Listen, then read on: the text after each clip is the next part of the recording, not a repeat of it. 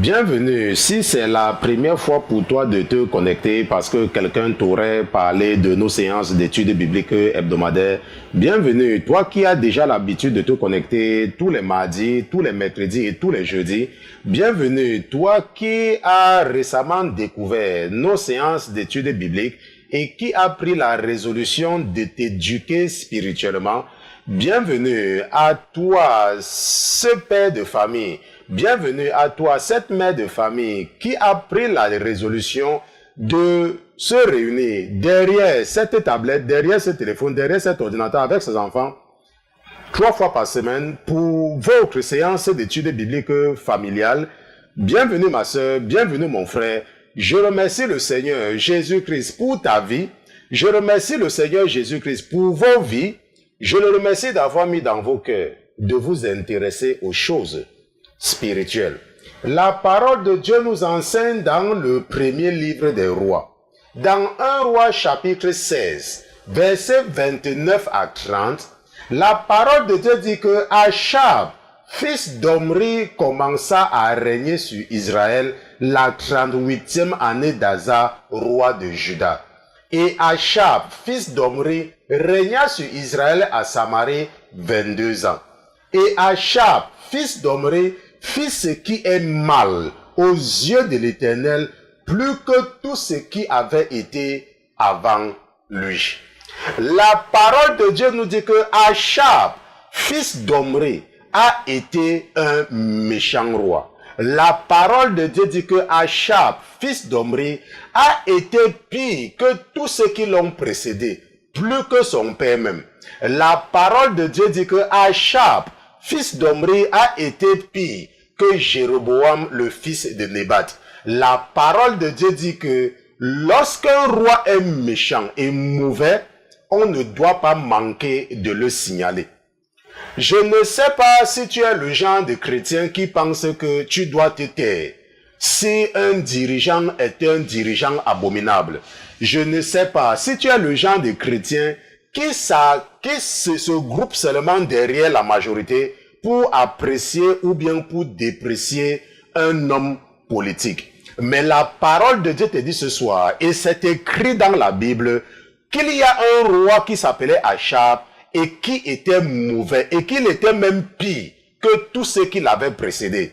Et la même parole dont l'esprit habite votre frère vous dit et vous dira toujours que le président Obama a été la pire abomination que le monde ait jamais connue en tant que président. Donc, il ne faut pas, parce que tu es un noir et qu'on te le présente comme un noir comme toi, pour que tu crois qu'il était un bon président.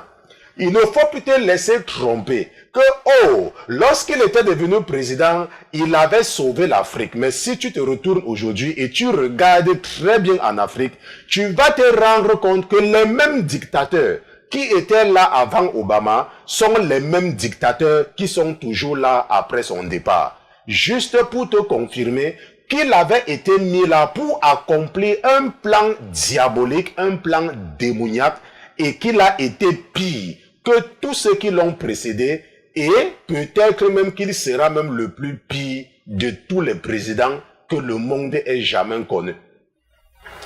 Je remercie le Seigneur Jésus-Christ pour ta vie. Ce soir, nous allons continuer avec notre série d'études bibliques sur le mariage.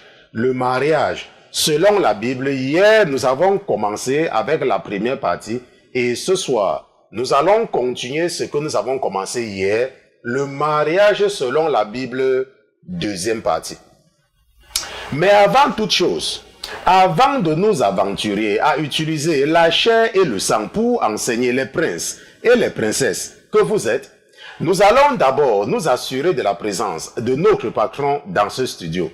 Mais comme notre patron n'est pas un patron ordinaire, comme il est Dieu, comme lui c'est Jésus-Christ de Nazareth, nous allons lui dérouler le tapis rouge et nous allons demander à tous les autres qui se trouvent dans les cieux, qui se trouvent sur la terre, sous la terre et sous la mer, de se taire, le temps pour nous d'accueillir dans ce studio Jésus-Christ de Nazareth. Gardez l'écoute. À tout à l'heure.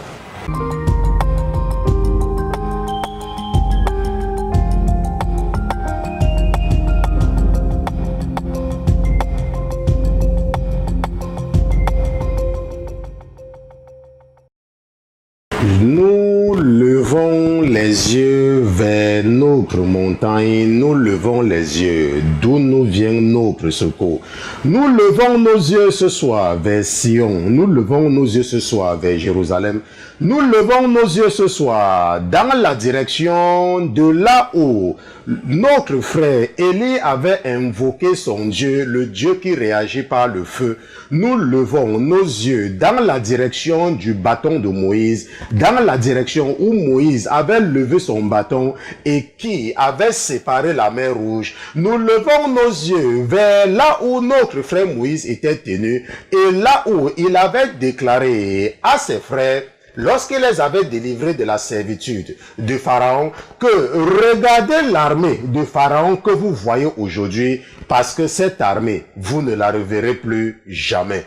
Seigneur Jésus, ce soir, nous venons lever nos yeux vers le Dieu de Moïse. Nous levons nos yeux vers le Dieu d'Isaac, nous levons nos yeux vers le Dieu de Jacob, nous levons nos yeux vers le Dieu d'Abraham. Nous levons nos yeux vers le Dieu de Josué. Seigneur Jésus, nous levons nos yeux vers le Dieu de Samuel. Nous levons nos yeux vers le Dieu de David. Mon Dieu, mon roi, nous levons nos yeux vers le Dieu de Josias. Nous levons nos yeux vers le Dieu de Jérubbabel. Nous levons nos yeux vers le Dieu d'Ésaïe. Nous levons nos yeux vers le Dieu de Jérémie. Nous levons nos yeux vers le Dieu de Zacharie. Seigneur Jésus, nous levons nos yeux vers le Dieu d'Élie, vers le Dieu d'Élisée. Nous levons nos yeux vers le Dieu de Gédéon, mon Dieu, mon roi. C'est vers le Dieu d'Israël, vers le Dieu de Néhémie, vers le Dieu de Zacharie, de Agé, de Sophonie. C'est vers ce Dieu-là que nous levons nos yeux et nous déclarons à tous les autres qui se trouvent dans les cieux, sous la terre, sous la mer et sur la terre, que chaque fois que nous disons Dieu, nous nous référons à Jésus-Christ de Nazareth. Parce que nous sommes d'accord avec Pierre et que nous sommes d'accord avec Jean qu'il n'y a aucun autre nom qui a été donné aux hommes sous le ciel par lequel ils peuvent être sauvés en dehors du nom de Jésus-Christ de Nazareth. Et c'est ce nom que nous revendiquons une fois de plus ce soir. C'est à ce Dieu-là qui nous a raconté la parabole de l'enfant prodige que nous élevons nos prières. Ce soir, Seigneur Jésus, c'est toi qui nous a raconté la parabole de l'enfant prodige. Ta parabole nous enseigne que lorsque l'enfant prodige est revenu à ses sens, lorsque l'enfant prodige était menacé par la maladie, lorsque l'enfant prodige était menacé par la pauvreté, lorsque l'enfant prodige était menacé par le chômage, lorsque l'enfant prodige n'arrivait pas à procréer, Seigneur Jésus, lorsque l'enfant prodige était devenu la risée de son quartier, lorsque l'enfant prodige n'entendait que les mauvaises nouvelles, lorsque l'enfant prodige perdait ses enfants un à un, il s'est souvenu que même le dernier des serviteurs de son père est mieux que le porc dont il partage la nourriture. Et il est retourné vers son père. Et ta parole nous enseigne que lorsqu'il est venu vers toi, mon Dieu, mon roi, tu ne l'as pas chassé. Tu as même retiré l'anneau que tu avais à ton doigt et tu as mis cet anneau à son doigt et tu as organisé un festin pour lui. Et cette parabole nous encourage à ne jamais hésiter à retourner vers toi. Et c'est pour cela, mon Dieu, mon roi, que ce soir, nous nous appuyons sur cette parabole pour te demander pardon et pour te dire que nous t'avons offensé, que nous avons posé des actes,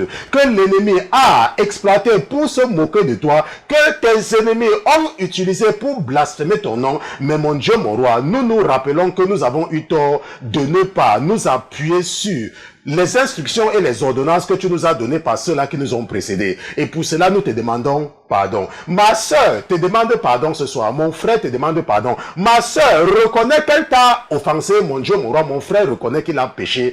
Et la voix qui lui parle, cette voix qui lui confirme que tu as suscité parmi eux, dans que leur frère, comme tu l'avais promis, un prophète pour leur parler, mon Dieu, mon roi, il te demande d'accepter leur pardon, d'accepter leur confession de la bouche de leurs frères que je suis et de leur pardonner, mon Dieu, mon roi, et de leur restaurer, parce que ta parole nous rassure que si nous confessons nos péchés, alors tu es juste et tu es fidèle de nous pardonner, de nous purifier, de nous sanctifier et de nous nettoyer de toutes nos iniquités. Mon Dieu, mon roi, merci de pardonner ma soeur ce soir. Merci de pardonner mon frère ce soir. Merci de recevoir de la main de ton serviteur que je suis leur sacrifice de culpabilité, leur sacrifice sacrifice d'expiation, mon Dieu, mon roi, reçois leur holocauste et fais-lui ta faveur sur le visage de mes frères et de mes sœurs. Nous te disons merci pour ta présence dans nos vies. Nous te remercions surtout pour l'esprit que tu as déposé en nous, car sans cet esprit, il nous serait impossible de comprendre les oracles et les mystères que tu as cachés dans ce livre précieux, le livre de vie, ce livre que tu nous as donné et ce livre que tu nous as inspiré à appeler la Bible. Mon Dieu, mon roi, je te dis merci pour ta miséricorde. Je te remercie également pour la dispensation de la grâce. Seigneur Jésus, à cette génération, tu n'as pas imposé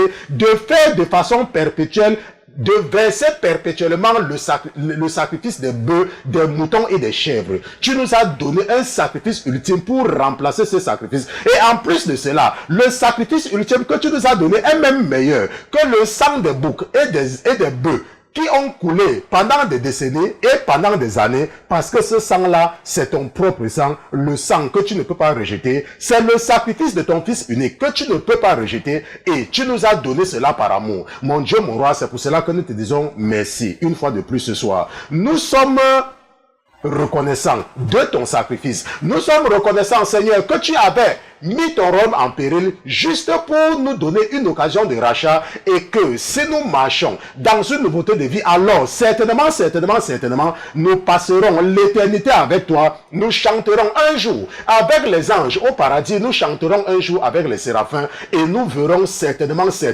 ce Dieu-là qui réside parmi les chérubins. Je te dis merci pour ta présence parmi nous ce soir, au nom de Jésus-Christ, ton serviteur et tes enfants. D'une seule fois, nous te disons Amen, amen, amen, amen.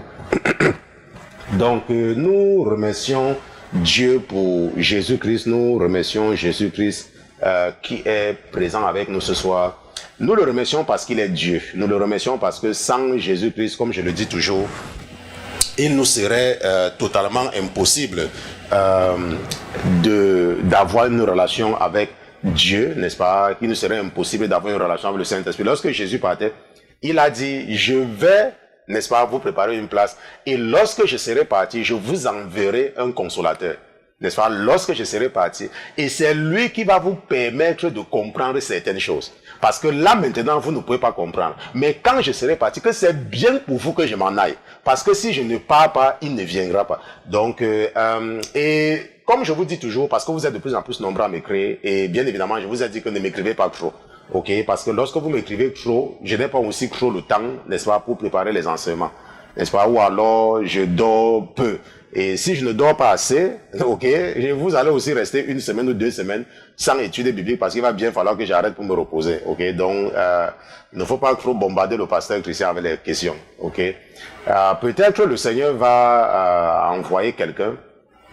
Je ne sais pas encore, n'est-ce pas, qui va s'occuper. Bon, je ne pense même pas que ça serait possible, n'est-ce pas, parce que c'est quand vous écrivez, la plupart du temps, vous avez des problèmes, n'est-ce pas, vos enfants malades, n'est-ce pas, vous-même malades avec tous ces problèmes. Maintenant, une chose que je vous dis toujours, c'est qu'il faut comprendre que personne n'est exempt des lois spirituelles, personne. Maintenant, la plupart de nous vivions dans le péché, n'est-ce pas, nous vivions dans le péché. Avant, nous ne connaissions pas Jésus. Moi, j'ai rencontré le Seigneur il y a, n'est-ce pas, 7 ans aujourd'hui que j'ai rencontré le Seigneur, ok? Et je ne connaissais pas le Seigneur, n'est-ce pas? Je vivais dans le monde, j'étais dans le monde.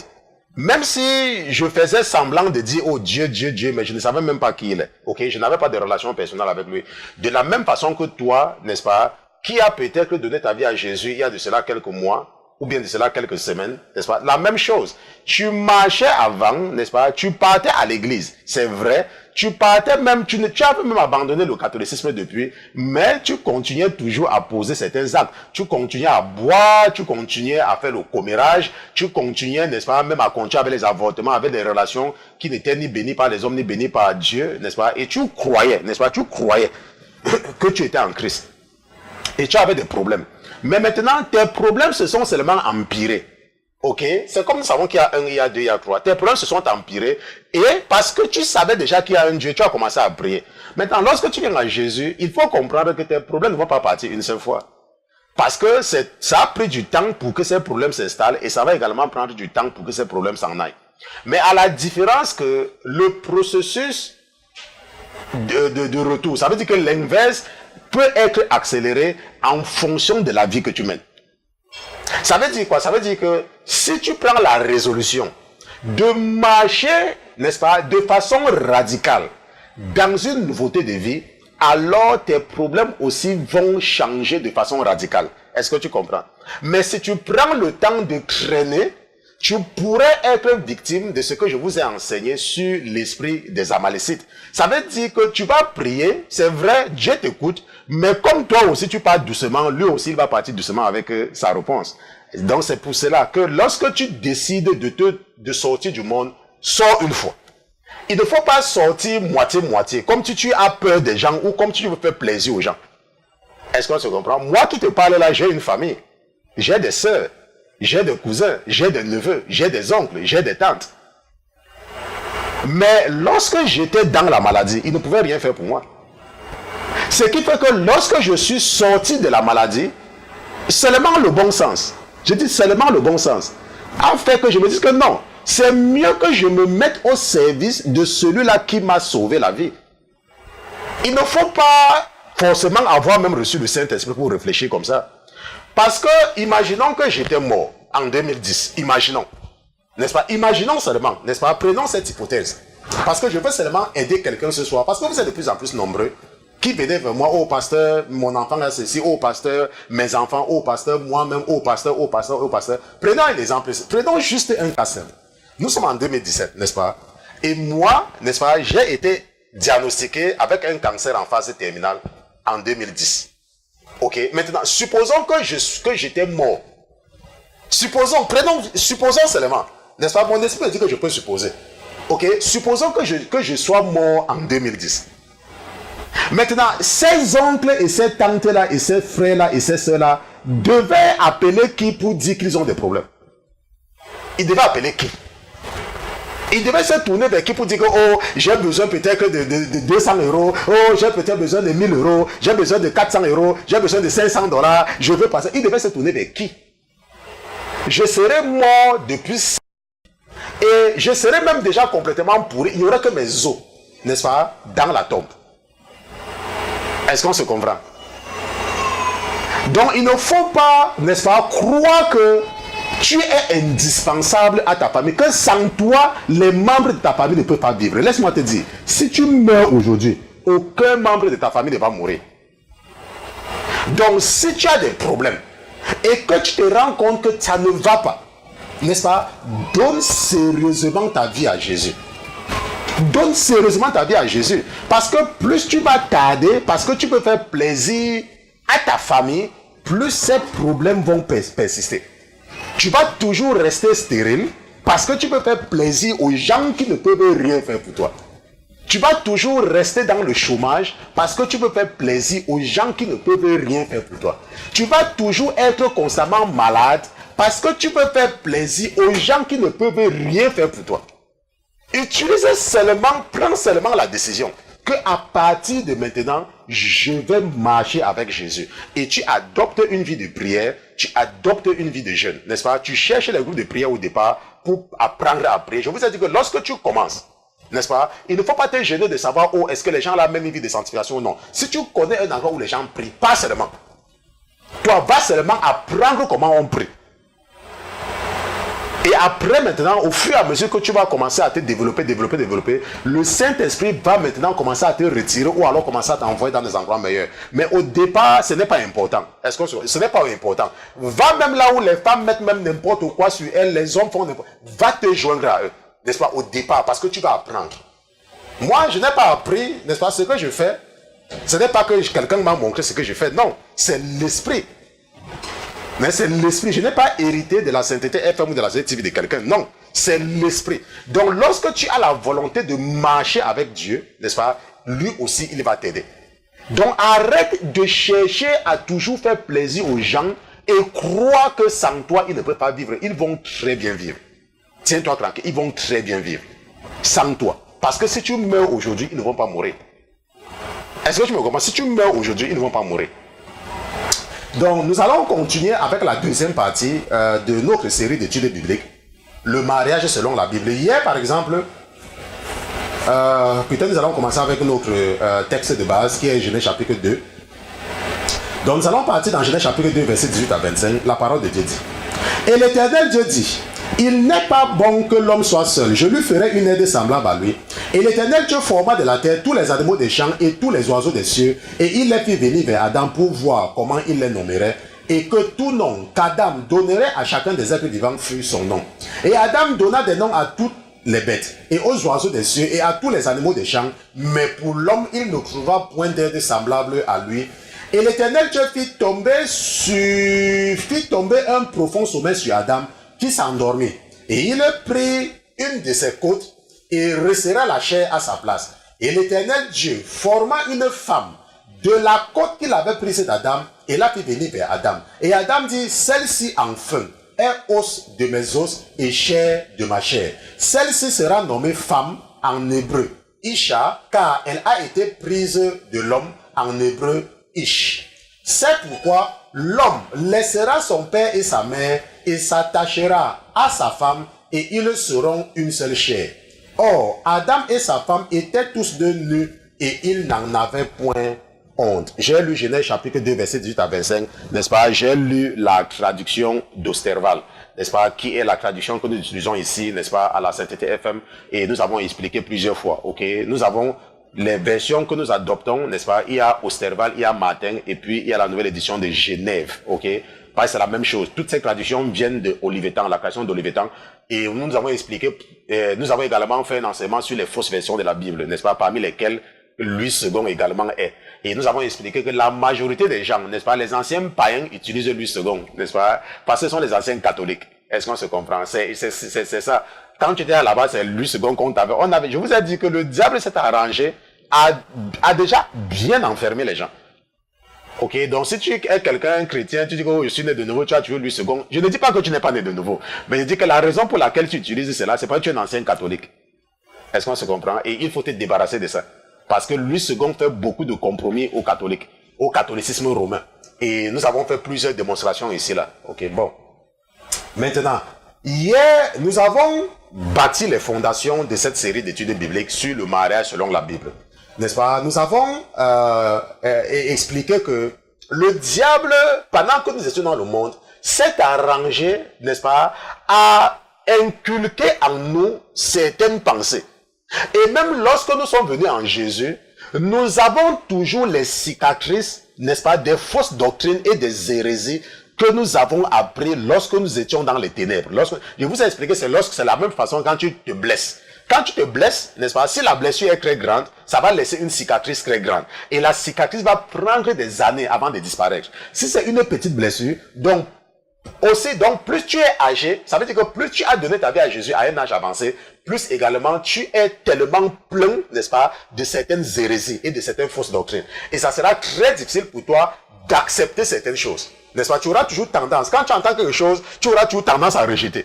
Pourquoi? Parce que le diable également t'a tellement maintenu dans ses filets pendant longtemps. Hier également, nous avons, parce que nous sommes en train de voir le mariage selon la Bible, nous avons signalé d'emblée que le mariage, n'est-ce pas, que avoir les relations sexuelles avec quelqu'un, n'est-ce pas, n'est pas le mariage. Donc, tu ne dois pas dire que tu es marié avec une personne parce que vous avez les relations, parce que vous entretenez les relations sexuelles. Ou bien peut-être parce que vous vivez ensemble.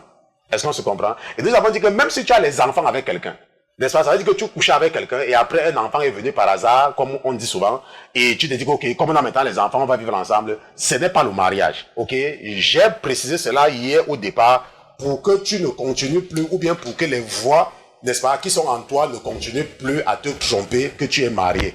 Ok? Que oh, nous avons les enfants. Non, vous n'êtes pas marié. Ça, il faut déjà se comprendre cela. Et hier également, nous avons également signalé d'entrée de jeu que le mariage, c'est entre un homme et une femme.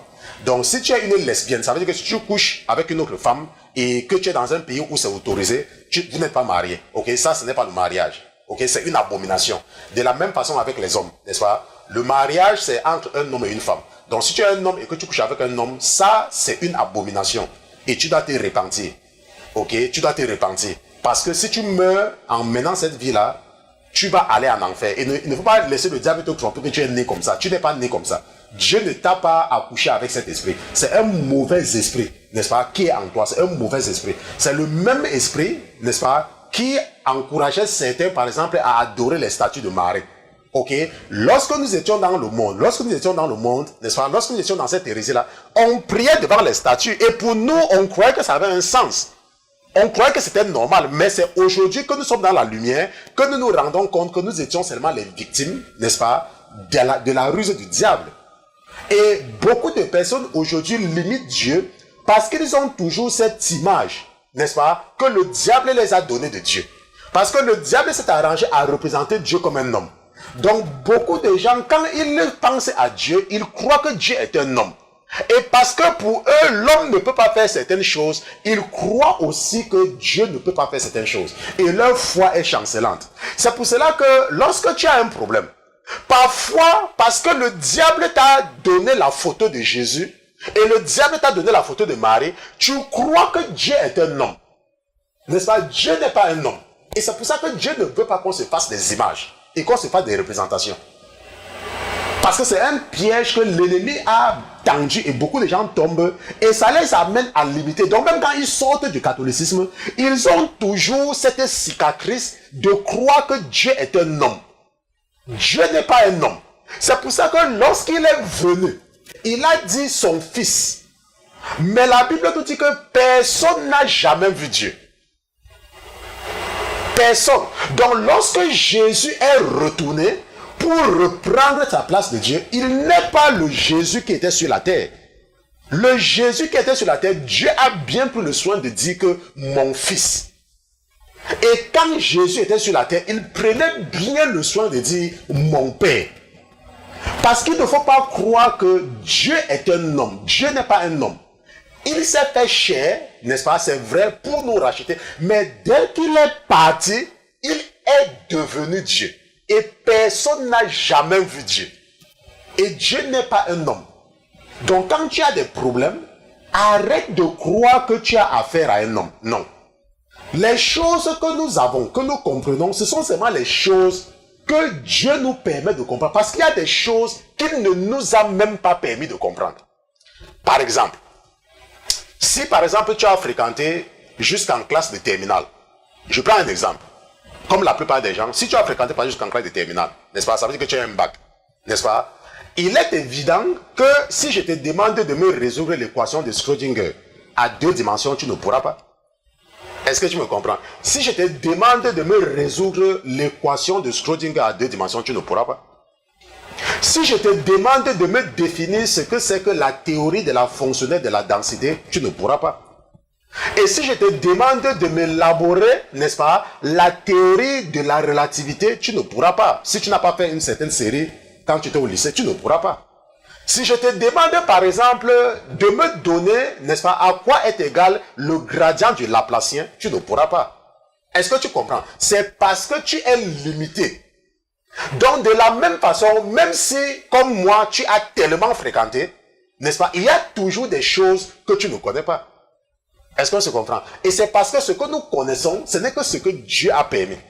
Mais parce que le diable, comme je suis en train de vous l'expliquer, s'est arrangé à ce que, n'est-ce pas, nous endurcir dans le péché, il a donné les images et il encourage les gens et tu vas te rendre compte que si tu arrives à te débarrasser des photos de Jésus, les photos de Marie avec les rosets et tout, tu vas te rendre compte que ta foi va être beaucoup plus grande. Mais tant que tu continues toujours à marcher avec ces choses-là, tu vas te rendre compte que tu ne peux même pas prier. Pourquoi? Parce que tu te focalises sur un objet, sur quelque chose. Et ça, c'est un plan bien précis du diable pour te maintenir dans la captivité. Et c'est pour ça que Dieu n'aime pas ça. Maintenant, hier également, nous avons dit que nous avons énuméré les différents mariages qui existent dans la Bible. Ok, nous avons énuméré les différents mariages. Nous avons dit qu'il y a le mariage, que la Bible parle du mariage entre un homme et une femme. Que la Bible parle du mariage entre un homme qui a une femme et des concubines. La Bible parle du mariage entre un homme qui épouse une femme et l'esclave de sa femme, ou alors l'aide de sa femme. La Bible nous parle du mariage entre un homme qui a plusieurs femmes. Rappelle-toi, il y a une différence entre un homme qui a une femme et des concubines et entre un homme qui a plusieurs femmes. N'est-ce pas, il y a une différence? Dans ce deuxième cas, nous parlons de polygamie. Et dans le premier cas, nous parlons de monogamie. Est-ce qu'on se comprend? Parce qu'un homme qui a une femme, c'est la monogamie. Un homme qui a plusieurs femmes, c'est la polygamie. Ok? C'est comme ça qu'on définit ça. La Bible parle également du mariage entre un homme et la veuve de son frère. Ça veut dire qu'un homme, n'est-ce pas, peut prendre la veuve de son... Ça veut dire que si un homme avait un frère et son frère décède et laisse une femme, la Bible nous parle du lévira, n'est-ce pas? C'est une loi également. Bon, beaucoup de gens ne connaissent pas ça, mais c'est dans la Bible. Nous allons voir cela. Ok, on appelle ça le lévira. La Bible nous parle également du mariage entre un homme et une victime qui a été violée. Ça veut dire qu'un homme qui a violé une femme ou qui a forcé une jeune femme à avoir des relations avec lui, la Bible nous définit également le mariage entre ces deux-là. Ok, la Bible nous parle également du mariage entre un homme qui était dans l'armée et qui est parti à la guerre et a vu une femme qui lui plaît et a arraché cette femme-là et a pris cette femme par force. Est-ce que la Bible nous parle de ça? Et enfin, la Bible nous parle du mariage entre deux esclaves. Ça veut dire qu'un homme qui est esclave et une femme qui est esclave. Et la Bible nous montre comment les deux-là peuvent être mariés. Et qui peut les déclarer mari et femme. Ok?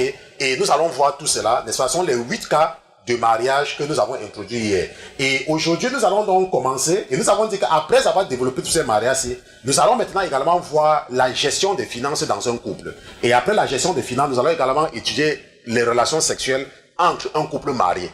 Bon, maintenant, nous allons maintenant voir le mariage entre un homme et une femme, n'est-ce pas? Et nous allons partir dans la parole de Dieu pour voir ce que la Bible nous dit par rapport au mariage entre un homme et une femme. Allons dans Genèse chapitre 2, versets 24 à 25. N'est-ce pas? La Bible dit, Genèse chapitre 2, versets 24 à 25, je lis dans la traduction de Serval. La Bible dit, c'est pourquoi l'homme laissera son père et sa mère et s'attachera à sa femme. Et ils seront une seule chair. Or, Adam et sa femme étaient tous deux nus et ils n'en avaient point honte. N'est-ce pas? Donc, la Bible nous dit ici là que l'homme va quitter son père et sa mère et s'attachera à sa femme. Et ils seront une seule chair. Maintenant, il faut comprendre une chose. C'est que c'est Dieu qui nous parle ici là. Et la Bible dit que lorsque un homme, n'est-ce pas, quitte son père et sa mère et s'attache à une autre femme, n'est-ce pas, ils deviennent une seule chair. Est-ce qu'on se comprend? Ils deviennent une seule chair. La Bible ne dit pas qu'ils deviennent un seul esprit. Ou qu'ils deviennent, n'est-ce pas, une seule âme. Ou un seul âme. N'est-ce pas? Bon, on dit une âme. Il faut m'excuser souvent. Vous savez que je passe 80% de mon temps à parler l'anglais. Ok, c'est pour ça que parfois je mélange les la, les lu, les une, un. En anglais, nous ne connaissons pas ça. Ok. Maintenant, la Bible dit que lorsque tu quittes ton père et ta mère et tu t'associes à une femme, n'est-ce pas? La Bible dit que vous devenez une seule chair. La Bible ne dit pas que vous devenez un seul esprit. La Bible ne dit pas que vous devenez une seule âme. Ça veut dire que vos esprits sont toujours séparés. Vos âmes sont toujours séparées. Mais vous êtes seulement une seule chair. Ça veut dire que vous représentez une, n'est-ce pas, une personne devant Dieu. Vous êtes une personne. Dieu vous voit un. Mais avec deux esprits et deux âmes. Tu vas dire que, oh, pasteur Christian, comment c'est possible? Je t'ai dit qu'il y a des choses que tu ne peux pas comprendre. Parce qu'il ne faut pas croire que Dieu est un homme comme toi. Dieu, il est Dieu. Et il nous dit que lorsque l'homme quitte son père et sa mère, et il s'assoit, ils deviennent une seule chair. Donc il ne faut pas croire que les péchés de ton mari s'appliquent à toi. Ou que tes péchés s'appliquent à ton mari. Ça ne marche pas comme ça. Si tu te maries avec quelqu'un et que tu vis dans le péché, si tu meurs, tu vas aller en enfer.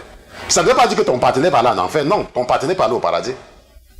C'est pour ça que la Bible dit que si tu épouses quelqu'un qui ne connaît pas Jésus, n'est-ce pas, tu ne dois pas divorcer de la personne.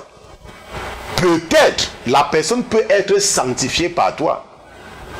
Pas que si tu meurs et que la personne n'a pas donné sa vie à Jésus, non. C'est que la personne peut accepter le Seigneur à cause de tes prières. C'est ce que ça veut dire. Pas que quand tu vas mourir, la personne va aussi aller au paradis, tu peux au paradis. Non, ce n'est pas ce que la Bible dit. Et c'est pour ça que la Bible nous conseille, n'est-ce pas, de ne pas avoir des relations avant le mariage. Donc si tu vivais dans le péché et que le diable a mis dans toi d'aimer quelqu'un au point où de croire que tu ne peux pas vivre sans la personne et que vous êtes marié dans le péché et que maintenant tu es en Jésus et la personne rend ta vie misérable et tu te dis que tu vas divorcer, tiens-toi tranquille. Si tu sais, tu vas aller voir Michael Jackson. Il y a même beaucoup de choses que tu vas voir et qui vont même te surprendre. Bon, maintenant, Genèse chapitre 2, n'est-ce pas, nous dit clairement que Un couple est considéré comme marié lorsque ce couple ne vit pas avec les parents. Est-ce qu'on se comprend? C'est important de comprendre. Parce qu'il y a des gens qui disent qu'ils veulent prendre une femme. Et quand ils épousent une femme, ils vivent dans la maison de leurs parents.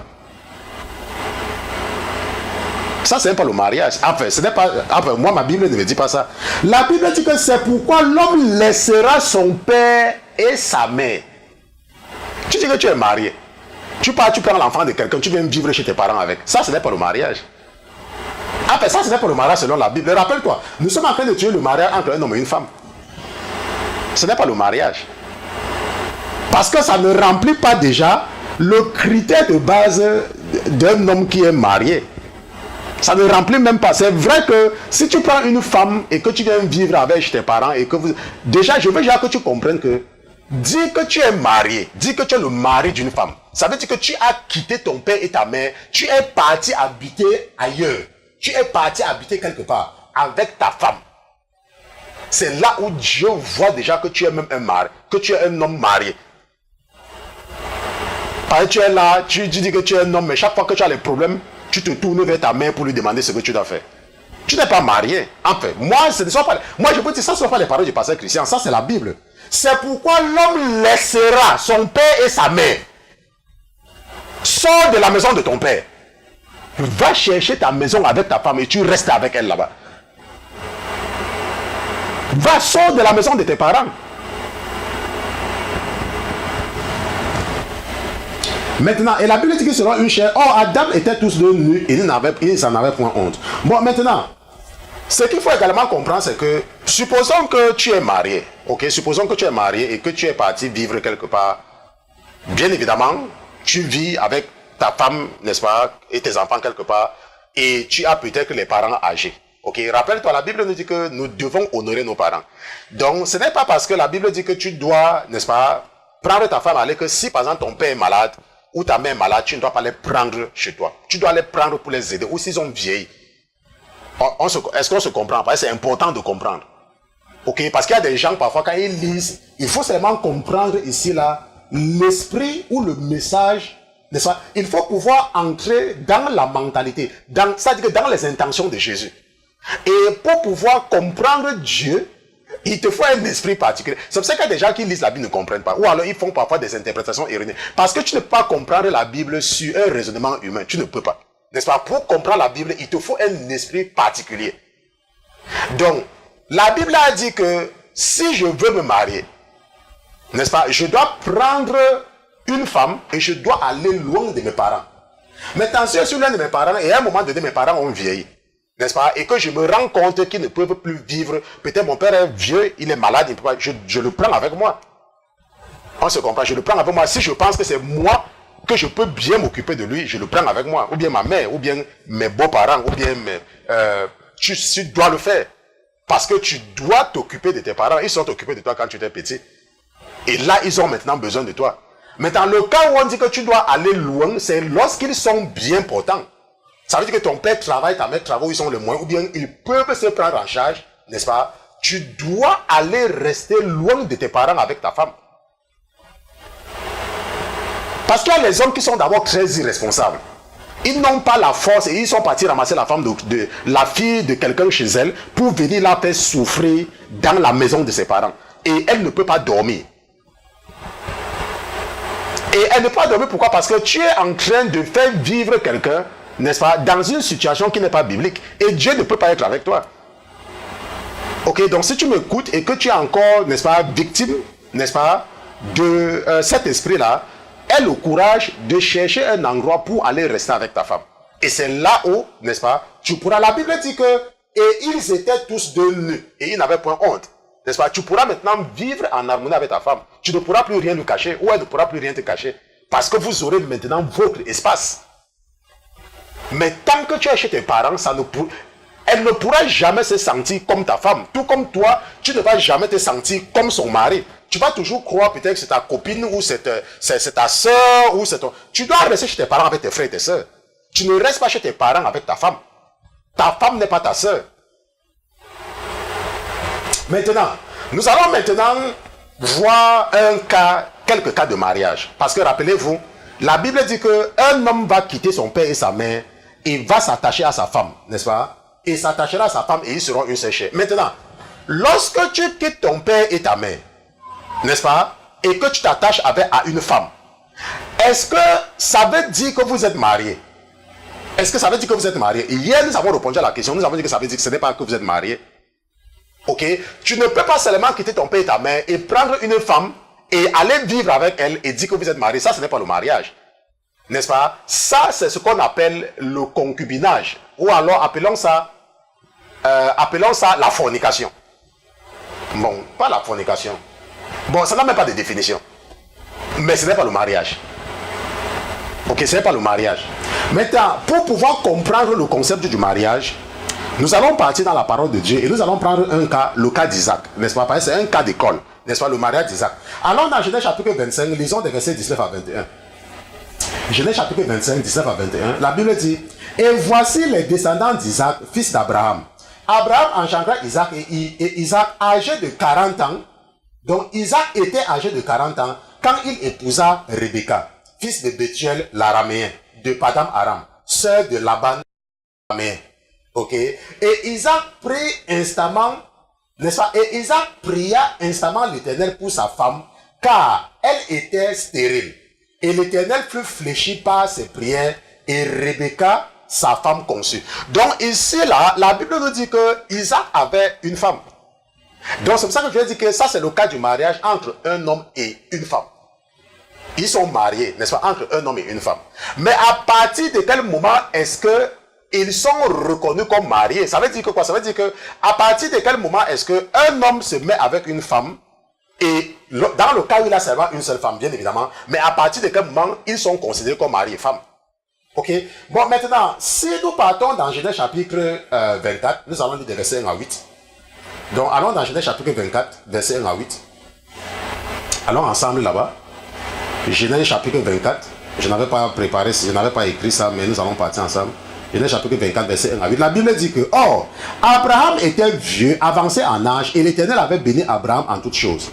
Et Abraham dit à son serviteur, le plus ancien de sa maison, qui était le gouverneur, qui avait le gouvernement de tout ce qui lui appartenait, mais je t'ai pris ta main sur ma cuisse, et je te ferai jurer par l'Éternel, le Dieu des cieux et le Dieu de la terre, que tu ne prendras point de femme pour mon fils d'entre les filles des Cananéens parmi lesquels j'habite. Mais tu iras dans mon pays et vers ma parenté, et tu y prendras une femme pour mon fils, pour Isaac. Et le serviteur lui répondit, peut-être que la femme ne voudra point venir, ne voudra point me suivre en ce pays. Me faudra-t-il ramener ton fils au pays d'où tu es sorti? Abraham lui dit, garde-toi bien d'y ramener mon fils. Ça veut dire que ne le fais jamais, n'est-ce pas? L'Éternel, le Dieu des cieux, qui m'a pris de la maison de mon père et du pays de ma naissance, et qui m'a parlé et qui m'a juré en disant, je donnerai à ta postérité ce pays, enverra lui-même son ange devant toi, et tu prendras de là une femme pour mon fils. Que si la femme ne veut pas te suivre, tu seras quitte de ce serment que je t'ai fait faire.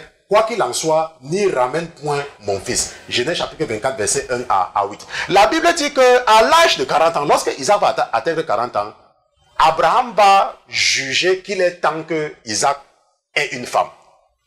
N'est-ce pas? Abraham va juger qu'il est temps que Isaac ait une femme. Maintenant, avant de continuer avec le cas d'Isaac, je veux encore attirer ton attention, n'est-ce pas? Ou je vais attirer votre attention sur ce que nous avons vu dans Genèse chapitre 2, verset 24. La Bible dit que c'est pourquoi l'homme laissera son père et sa mère et s'attachera à sa femme. Est-ce que il faut comprendre ici là. La Bible dit que l'homme laissera son père et sa mère. Ça veut dire quoi? Ça veut dire qu'un homme est libre de quitter ses parents pour aller s'attacher à la femme. Mais est-ce qu'une femme peut également quitter ses parents? Parce que parfois, lorsque nous lisons la Bible, c'est parce que nous ne prêtons pas attention à certains détails que l'ennemi arrive parfois à nous piéger.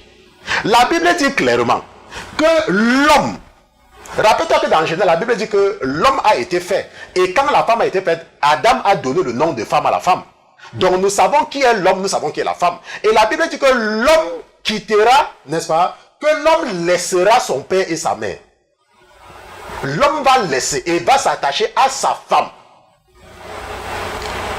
N'est-ce pas? Ça veut dire que un homme peut aller épouser qui il veut. Un homme n'a pas besoin de demander l'accord de son père ou de sa mère. C'est ce que la Bible dit, qu'il va les laisser. Mais il va aller s'attacher à sa femme. La Bible ne dit pas que la femme peut laisser son père et sa mère. Il faut comprendre très bien, n'est-ce pas? Et maintenant, ici, dans Genèse chapitre 24, qu'est-ce que nous voyons? Dans Genèse chapitre 24, on dit que Abraham avait estimé que Isaac était arrivé à l'âge de se marier. Mais parce qu'il vivait au milieu des Cananéens et que Dieu l'avait fait partie, n'est-ce pas, de la Mésopotamie, nous avons déjà fait une étude de Bible là-dessus, Abraham ne va pas vouloir, n'est-ce pas, enfin, ce n'est même pas qu'il ne va pas vouloir, je corrige. Dieu va lui dire, parce que Dieu va lui dire que c'est Isaac qui sera ton héritier. Et assure-toi qu'elle ne prenne pas une femme d'ici, parce que le sang d'ici là est déjà pollué. Parce que la Bible nous dit que la coupe, n'est-ce pas, des gens qui vivaient à Canaan n'était pas encore pleine. C'est pour ça que Jésus va éloigner les enfants d'Abraham, n'est-ce pas, en Égypte pendant 400 ans. C'est ce qu'il va lui dire. Après qu'ils vont faire comment on peut appeler un pacte, mais une alliance. Ça, c'est dans Genèse chapitre 17. Tu peux aller lire ça là-bas, ok? Maintenant, nous voyons maintenant que Abraham maintenant dit à son serviteur que va chercher une femme pour ma fille. Pour mon fils. Va chercher une femme pour moi. Maintenant, qu'est-ce qui va se passer? Est-ce que lorsque le serviteur d'Abraham va partir, est-ce que la femme va seulement quitter, ou alors est-ce que le serviteur va seulement aller prendre une femme pour venir, n'est-ce pas, donner à Isaac? C'est ça que nous allons voir. Nous allons continuer toujours dans Genèse chapitre 24. Nous partons au verset 29.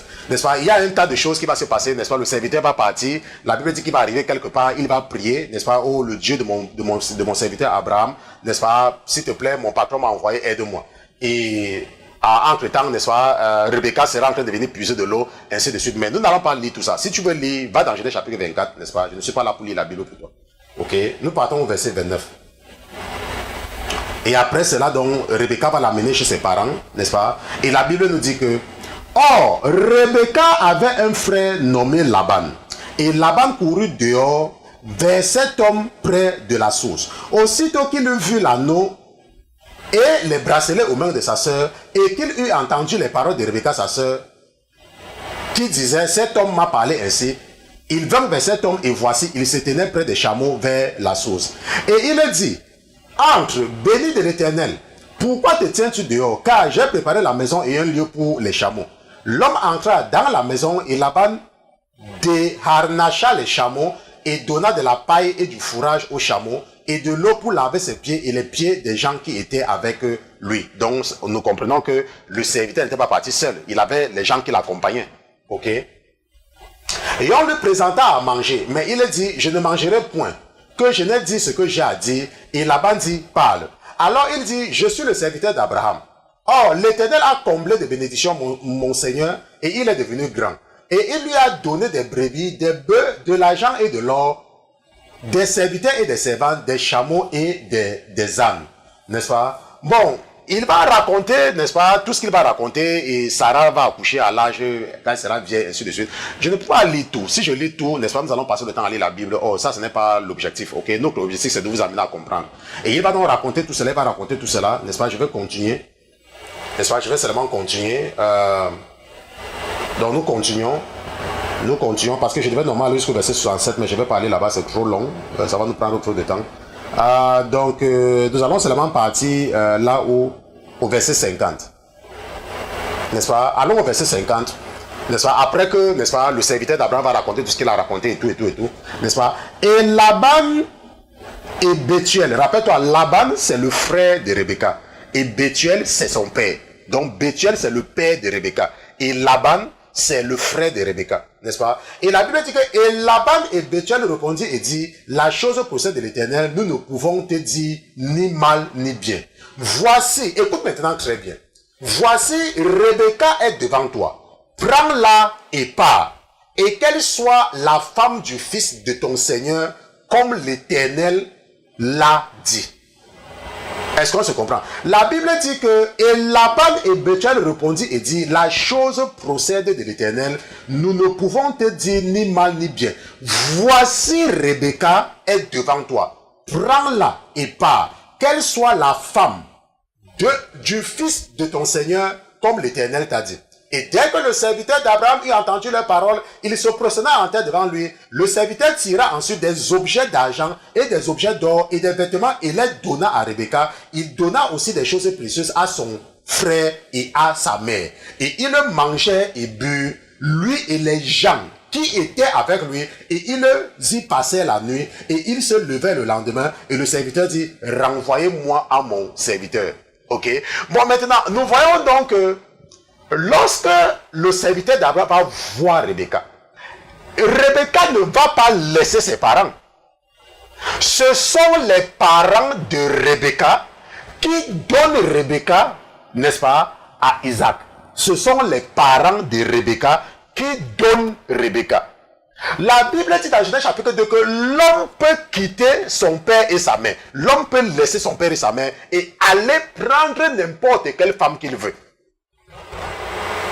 Bien évidemment, si tu es un chrétien, tu dois seulement prendre une chrétienne, n'est-ce pas? Tu ne veux pas être un chrétien à l'épouser une musulmane ou une bouddhiste. Ok, tu ne fais pas ça. Parce que la Bible le dit. Je ne veux pas m'attarder là-dessus, mais c'est ce que la Bible dit. Bon, mais la Bible dit que lorsque le serviteur va partir, il va s'assurer d'avoir l'approbation de la famille de la femme. Il s'assure et il donne quelque chose, n'est-ce pas, à la famille de la femme. Il donne quelque chose, il s'assure que le père de la femme, n'est-ce pas, est d'accord. Il n'est pas seulement parti donner les choses à Rebecca et Rebecca l'a suivi qu'à long. La Bible dit qu'il a donné à Rebecca et il a aussi donné à la mère de Rebecca. Il a donné aussi au père, n'est-ce pas? Il a donné des choses. C'est ce qu'on appelle de nos jours la dot, n'est-ce pas? Bien évidemment, on ne dit pas si on lui a demandé, mais il a donné. Et la Bible dit que après cela, il va maintenant prendre Rebecca pour partir avec elle. Mais avec l'approbation du père, n'est-ce pas, de Rebecca. Et la Bible dit qu'ils vont manger. Donc, il y aura comme une réception. Bien évidemment, ça, c'est dans ce cas-ci. On ne nous dit pas qu'on a convoqué tout le village. Parce qu'on peut déjà imaginer que, comme ils étaient des armées, c'était qu'ils n'étaient pas les seuls là où ils vivaient. Il y avait certainement des gens. Mais on ne dit pas qu'ils avaient organisé une grande fête. Ou bien qu'on était parti appeler un sacrificateur ou un prêtre ou n'importe quoi pour venir célébrer le mariage. On ne voit pas ça ici.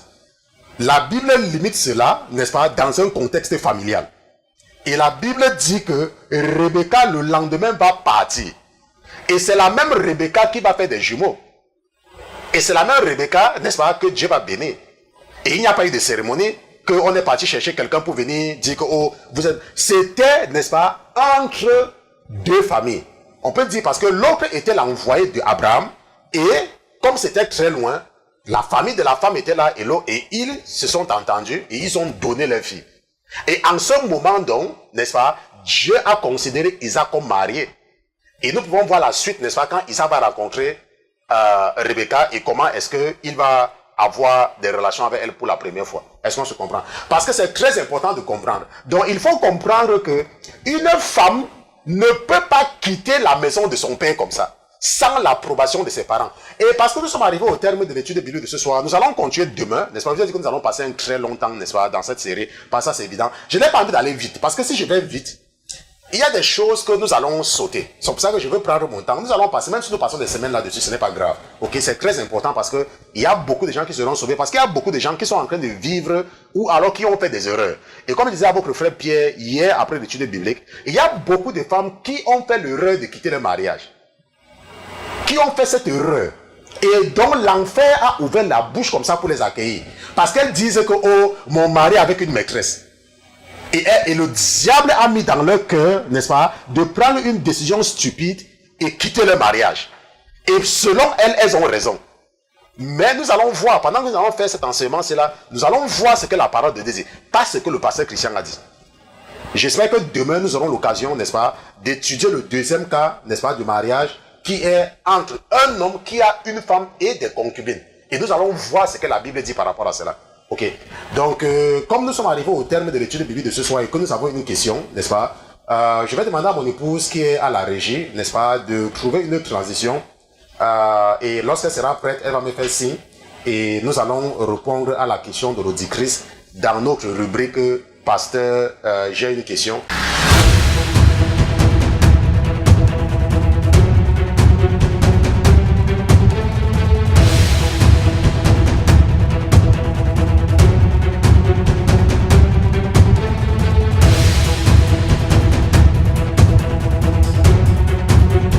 Seigneur Jésus, nous te remercions pour ta présence parmi nous ce soir. Nous te disons merci pour les révélations. Nous te disons merci pour notre élévation spirituelle. Nous te remercions également pour notre croissance spirituelle. Je te remercie, mon Dieu, mon roi, pour la vie de tous mes frères et de mes sœurs, dans le cœur de qui tu as mis de s'intéresser aux choses spirituelles. Nous te disons merci au nom de Jésus-Christ. Amen, amen, amen. Donc, pasteur, j'ai une question. Cher pasteur Christian, alléluia. Donc, cher pasteur Christian, alléluia. Je rends grâce au Seigneur Jésus pour votre vie et pour vos efforts, pour ce travail combien colossal que vous effectuez pour nous améliorer, polir pour Dieu. J'ai une question pour vous. Comment peut-on reconnaître que Dieu a rejeté quelqu'un? Un pasteur, par exemple, qui vous conduit, n'est-ce pas? Ça, c'est la question de notre sœur. Bon, je ne sais pas où elle vit, n'est-ce pas? Comme vous m'écrivez d'un peu partout. Je ne sais pas, n'est-ce pas, où elle vit. Bon, elle avait d'autres préoccupations. J'ai seulement pris cette partie parce que j'ai estimé que c'est quelque chose d'important, n'est-ce pas, que la réponse devait servir à tout le monde. Et comme d'habitude, lorsque vous me posez une question qui est d'utilité générale, je préfère toujours, n'est-ce pas, répondre dans cette rubrique de pasteur, j'ai une question. Et comme je vous ai toujours dit, n'est-ce pas, je ne la connais pas. Mais et quelque chose qu'il faut signaler également ici, c'est la civilité, n'est-ce pas? C'est une personne qui est, n'est-ce pas, vraiment civilisée, vraiment polie. Et je vous ai expliqué ça ici, là. Lorsque tu vas demander quelque chose à quelqu'un, n'est-ce pas, c'est ta manière de demander, n'est-ce pas, qui touche le cœur de la personne. Ta manière, ça veut dire que la manière, la façon que tu viens. Et c'est valable avec Dieu. Rappelle-toi, la Bible dit que Dieu nous a créés à son image. Donc, lorsque tu vas, par exemple, vers un pasteur, si tu veux que le pasteur t'accorde de l'attention, tu dois lui montrer du respect. Est-ce que tu dois lui montrer du respect? Il ne faut pas, parce qu'il ne faut pas regarder, n'est-ce pas, le pasteur comme ton frère, ou bien comme un homme. Quand tu vas vers un homme de Dieu, il faut toujours te dire que tu es en train de t'adresser à Dieu. Parce que si, par exemple, tu as connu quelqu'un qui est pasteur, avant et après qu'il soit devenu pasteur, tu vas te rendre compte que c'est deux personnes différentes. Et c'est pour ça que je suis seulement en train de vous enseigner qu'il faut apprendre à respecter les hommes de Dieu. Je ne parle pas seulement du pasteur Christian. Même ton pasteur, si tu apprends à aller vers ton pasteur avec respect, tu vas te rendre compte que son attitude envers toi va changer. Il sera même prêt à venir chez toi à 2h ou à 3h du matin, à n'importe quel moment, en fonction du respect. On ne te demande pas de te courber ou de t'agenouiller devant ton pasteur, non. Mais on te dit le respect. N'est-ce pas? La façon que tu lui parles. Ça, c'est très important. N'est-ce pas? Et l'une des choses également qui m'a frappé, n'est-ce pas? Lorsque cette sœur, c'était la première fois qu'elle m'écrivait, je ne sais même pas, ce que je sais, c'est que ce n'est pas une petite femme, ce n'est pas une petite fille, n'est-ce pas? Parce qu'elle a un enfant qui est un peu âgé, donc je peux imaginer que c'est une femme déjà qui est mûre, n'est-ce pas? Elle prend bien la peine, elle dit que, tu vois, ça dit qu'elle dit, cher pasteur Christian, cher pasteur Christian. Non seulement elle prend le temps d'écrire ton nom en majuscule, d'écrire pasteur en majuscule, elle prend ce temps-là. Ce qui fait même qu'après, même quand j'ai même vu même le problème qu'elle a, c'est vrai, n'est-ce pas? Je lui ai donné une indication par rapport à l'origine de son problème, n'est-ce pas? Mais quand quelqu'un est... Ça t'encourage à prier pour la personne. Parce qu'il y a des gens parfois qui s'adressent au pasteur de façon cavalière, comme si le pasteur était leur camarade de classe, ok? Comme si le pasteur était un marabout, je ne sais pas. Ok, donc je dois également vous enseigner, n'est-ce pas, la civilité. Et je profite également pour revenir là-dessus. Lorsque tu t'adresses à un homme de Dieu, il faut avoir du respect. Même si c'est un faux pasteur. Parce que tu ne sais pas, tu n'as pas reçu l'Esprit de Dieu. Pour savoir, il faut toujours aller avec le respect. Et si tu te rends compte après que c'est un faux, pardon, tourne tes pieds doucement comme le chat, tu pars ailleurs. Ne fais même pas qu'il soit au courant. Pas seulement. Parce que imagine que tu lui montres que tu manques de respect et qu'il est au service des démons. Tu penses que les démons là vont te faire quoi? Ils vont te poursuivre. Donc si tu te rends compte que l'esprit n'est pas là, par rapport à quelques... Pardon, tourne tes pieds comme le chat, tu pars ailleurs. Tu ne dis même à personne que tu as même eu des conversations avec la personne. Tu me comprends? Donc ça c'est important. Bon maintenant, la sœur est en train de demander que comment peut-on reconnaître que Dieu a rejeté quelqu'un? N'est-ce pas? Qui vous conduit? Par exemple un pasteur. C'est-à-dire comment est-ce que tu vas dans une église, comment savoir que Dieu a rejeté la personne? N'est-ce pas? Bon, c'est une question vraiment qui est n'est-ce pas, qui est très compliquée. C'est une question qui est très complexe. Mais je vais seulement répondre à la base, à la lumière de ce que l'esprit que j'ai reçu dans la maladie, n'est-ce pas, est en train de me parler, même maintenant, pendant que je suis en train de vous parler. N'est-ce pas? L'esprit est en train de me dire que, dis seulement à ta soeur que, regarde la vie du pasteur. Regarde sa vie. Ne te contente pas, n'est-ce pas, ne regarde pas un pasteur lorsqu'il est à l'église. Parce qu'à l'église, tout le monde joue le théâtre. À l'église, tout le monde fait le théâtre, tout le monde joue la comédie. Essaye de rencontrer ton pasteur hors de l'église. Hors de l'église, hors du cadre de l'église, loin des yeux. Si tu peux, bien sûr. Si c'est un pasteur qui est inaccessible, moi je ne sais pas ce qu'il va te dire. N'est-ce pas? Donc essaie de le rencontrer hors de l'église, pas une fois, pas deux fois. Par exemple, tu envoies un message à quelqu'un qui te dit qu'il est un pasteur et il te répond en écrivant Jésus en lettres minuscules ou en écrivant Dieu en lettres minuscules. Tu commences à te poser les questions. Parce qu'un pasteur qui a l'esprit de Dieu, même s'il est en train de dormir, en train de ronfler, il n'écrira jamais le nom de Jésus en lettres minuscules. La même chose avec un vrai chrétien, quelqu'un qui a l'esprit de Dieu en lui. Même si la personne dort, ne va jamais écrire Dieu avec D minuscule ou Jésus avec J minuscule. Jamais. Même si c'est dans le sommeil, même si la personne est fatiguée n'importe comment, ça ne sera pas possible. Le Saint-Esprit avec S minuscule, jamais. Ça, ce sont des choses qui doivent attirer ton attention. Maintenant, supposons que tu partes dans une église et tu veux savoir si ton pasteur, n'est-ce pas, que Dieu, n'est-ce pas, il faut regarder, il ne faut pas souvent regarder comment l'église est gérée. Parce qu'il y a des pasteurs qui sont des vrais pasteurs, mais qui sont seulement impuissants, n'est-ce pas, et qui sont seulement confrontés aux esprits qui sont trop forts, n'est-ce pas? Ça veut dire que certains esprits ont pris le contrôle de l'église et lui-même, il est en train de prier, n'est-ce pas, pour que Dieu chasse ces gens-là.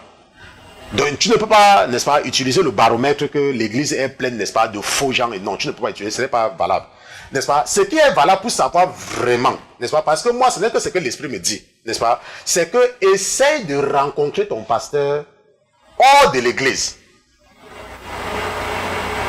Je disais à votre frère que moi, je fais le bruit, n'est-ce pas? Vous me voyez, je fais trop de bruit. C'est parce que moi, je reçois le coup de pouce du Seigneur. N'est-ce pas? Le Seigneur me révèle beaucoup de choses sur des gens. C'est pour ça que moi, je peux traiter avec toi d'une certaine façon à cause de la révélation. C'est pour ça que je disais à votre frère, n'est-ce pas, qui s'occupe des aspects intérieurs. Je disais, n'est-ce pas, aussi à votre frère Pierre, moi, je fais beaucoup de bruit parce que le Seigneur me donne le coup de pouce. Donc, il m'aide à pouvoir détecter certaines personnes. Bon, maintenant, imaginons que le Seigneur ne me donnait pas de coup de pouce. Et je devais faire comment pour savoir? Je devais seulement m'appuyer, n'est-ce pas, sur la comparaison, seulement comparer la vie des gens avec ce que la Bible dit. Donc, c'est un peu ça. Donc, comment faire pour savoir que Dieu a rejeté, n'est-ce pas, un pasteur? Cherche, trouve le moyen. Si tu veux vraiment savoir, trouve le moyen de rencontrer ton pasteur. Pas une fois, pas deux fois. Essaie de le rencontrer hors de l'église. Prends le temps, parle avec lui, essaye, fais quelques échanges et tout. Et regarde la façon qu'il te parle. Un pasteur, par exemple, ne va jamais se fâcher. Je vous ai dit que quand tu as l'esprit de Dieu, tu ne te fâches pas. Il y a certaines paroles qui ne vont jamais sortir de la bouche d'un homme de Dieu, jamais. Même par hasard, ça ne va jamais sortir. Et ça, ce sont des choses que tu peux seulement détecter lorsque tu es avec cette personne hors de l'église. Parce que étant à l'église, ça sera sur le théâtre. C'est comme à l'église, il y a des gens qui peuvent seulement prier quand l'église est pleine. S'il n'y a que 4 personnes ou 5 personnes dans l'église, ils ne savent pas prier, ça veut dire que le Saint-Esprit voyage. Il y a des gens comme ça. C'est s'il y a beaucoup de membres, beaucoup de gens dans l'église, oh, le Saint-Esprit est venu. Ils vont même prier dans une langue même que eux seuls savent là où la langue est venue. Bien évidemment parce qu'ils sont possédés par des mauvais esprits. Mais si tu mets les mêmes gens avec 4 personnes ou 5 personnes dans l'église, le Saint-Esprit en eux. Ils ne savent même pas parler en langue en ce moment-là. On se comprend. Donc c'est ça, c'est ce que je pouvais répondre par rapport à cette question. Donc c'était la rubrique Pasteur, j'ai une question.